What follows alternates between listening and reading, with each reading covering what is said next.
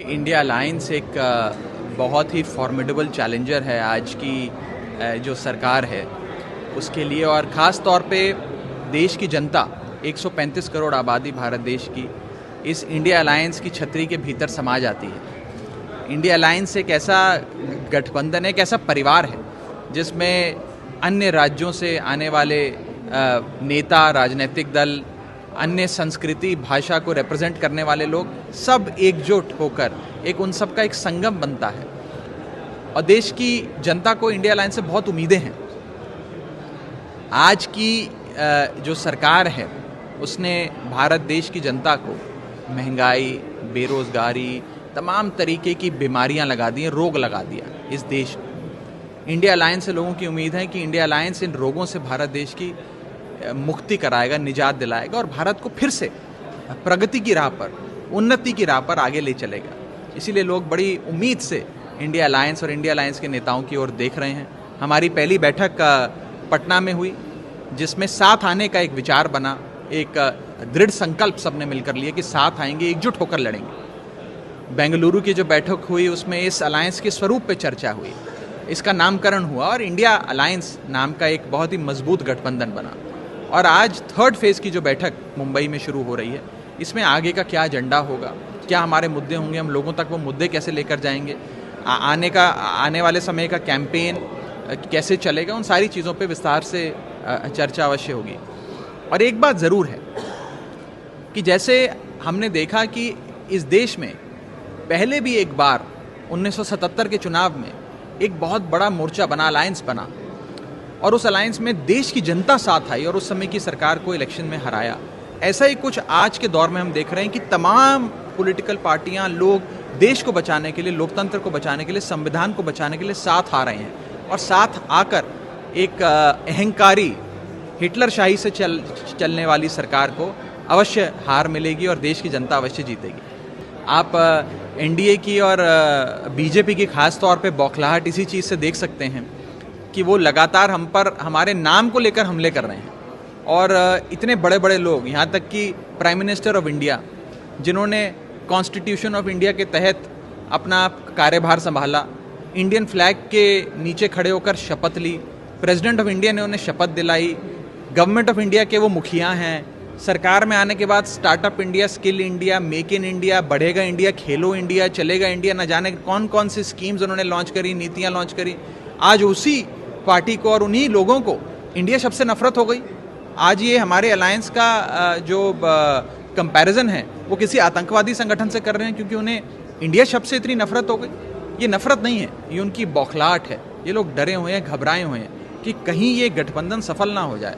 और आप देखिए रोज़ हर प्रकार से बीजेपी यही प्रयास करती है कि अलायंस फेल हो जाए। कभी कोई मनगढ़ंत आरोप लगा देगी, कभी ये शगुफा फैला देगी कि इस अलायंस के बीच में तो बड़ी टकरार है, आपस में लोग लड़ रहे हैं, लाठियां चल रही हैं, न जाने क्या क्या फैला देते हैं। लेकिन हम सब ये बात समझते हैं और देश की जनता भी ये बात समझती है कि बीजेपी तो हर संभव कोशिश करेगी कि अलायंस फेल हो जाए, लेकिन ये अलायंस फेल होने वाला नहीं है। क्योंकि ये अलायंस सिर्फ 4, 10, 50 नेता जो उस कमरे में बैठे हैं उनका अलायंस नहीं है। ये अलायंस वास्तव में भारत की 135 करोड़ आबादी का अलायंस है। वो आबादी साथ आई है, पूरा देश साथ आया है। और उस 135 करोड़ आबादी का एक ही लक्ष्य है कि हमारी आमदनी नहीं बढ़ी, हमारा खर्चा बढ़ता गया, महंगाई बढ़ती रही, हमारे बच्चों को अच्छी नौकरी नहीं मिली, बड़े बुजुर्गों को इलाज नहीं मिल रहा। इन सारी समस्याओं का, रोज़मर्रा के जीवन में जिन समस्याओं से इंसान जूझता है, उन समस्याओं का हल चाहिए। Thank you so much. India alliance एक बहुत ही फॉर्मिडेबल चैलेंजर है आज की जो सरकार है उसके लिए, और ख़ास तौर पे देश की जनता 135 करोड़ आबादी भारत देश की इस इंडिया अलायंस की छतरी के भीतर समा जाती है। इंडिया अलायंस एक ऐसा गठबंधन है, एक ऐसा परिवार है जिसमें अन्य राज्यों से आने वाले नेता, राजनीतिक दल, अन्य संस्कृति, भाषा को रिप्रेजेंट करने वाले लोग सब एकजुट होकर एक उन सब का एक संगम बनता है। और देश की जनता को इंडिया अलायंस से बहुत उम्मीदें हैं।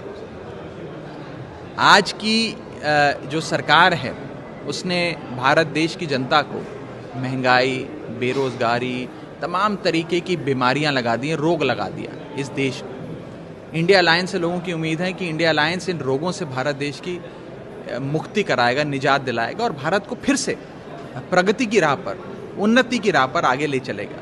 इसीलिए लोग बड़ी उम्मीद से इंडिया अलायंस और इंडिया अलायंस के नेताओं की ओर देख रहे हैं।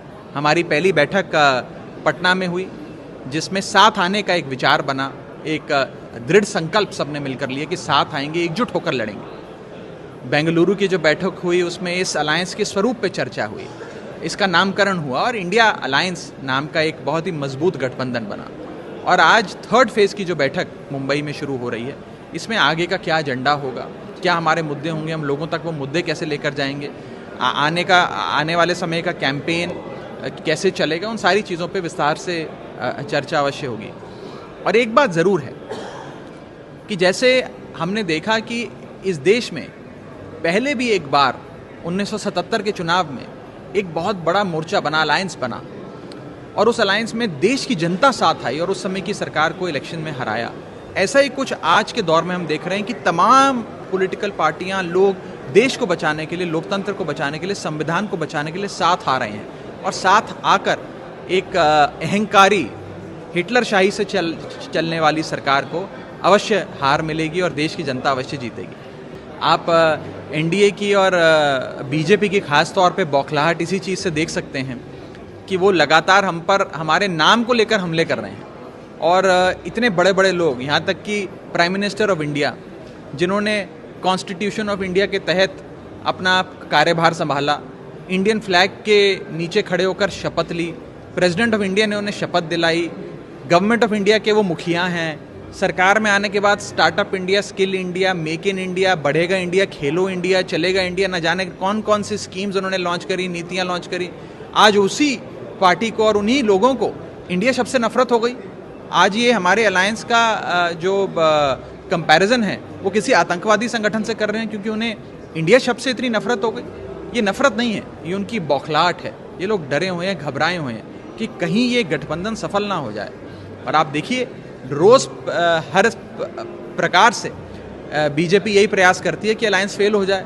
कभी कोई मनगढ़ंत आरोप लगा देगी, कभी ये शगुफा फैला देगी कि इस अलायंस के बीच में तो बड़ी टकरार है, आपस में लोग लड़ रहे हैं, लाठियां चल रही हैं, न जाने क्या क्या फैला देते हैं। लेकिन हम सब ये बात समझते हैं और देश की जनता भी ये बात समझती है कि बीजेपी तो हर संभव कोशिश करेगी कि अलायंस फेल हो जाए, लेकिन ये अलायंस फेल होने वाला नहीं है, क्योंकि ये अलायंस सिर्फ 4, 10, 50 नेता जो उस कमरे में बैठे हैं उनका अलायंस नहीं है। ये अलायंस वास्तव में भारत की 135 करोड़ आबादी का अलायंस है।